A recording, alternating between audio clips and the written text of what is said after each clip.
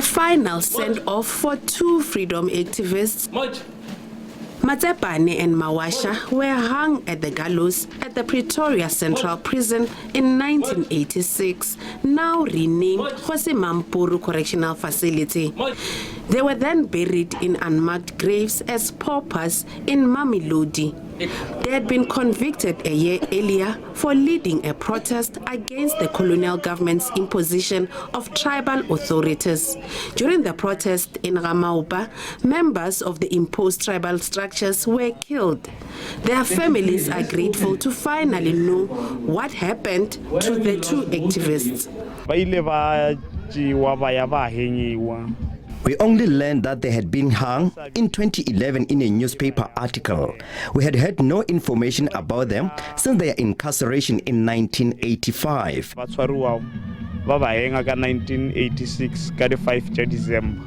It was very painful to learn how inhumane their hanging was when we visited the gallows, but we are now relieved that we can give them a decent burial. So ke mo re thomile wona mara ne ile bothoko ba o bontsha yona ka mkhoba tsamaile o ka ona cause e be se a bontshi botho. I am happy and relieved that my father is now home. When I want to talk to him, I now know where to go. The Gallows Exhumation Project uncovered that the apartheid government spread propaganda about the reasons for the arrest of the political prisoners. In the case of Matsepane and Mawasha, there were reports that the pair had set alight fellow residents who were accused of witchcraft. Today, residents of Ga-Maupa have expressed relief that the truth of what really happened to the pair has come to light. I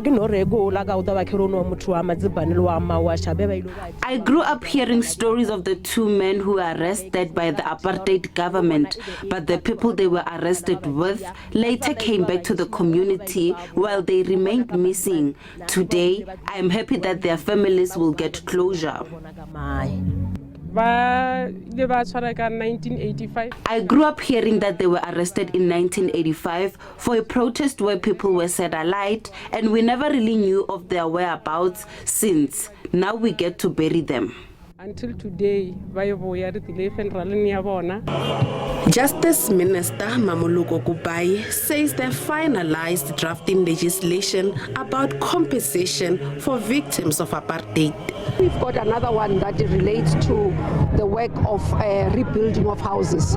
So where apartheid government would have bombed houses of activists, or where they believe that activists were hidden, and part of that is to be able to fix those houses or rebuild those that have already done, give them once-off amount that will be equivalent to what could be a compensation for them. The other area is around bursary support for the children of those that have been identified in the TRC report.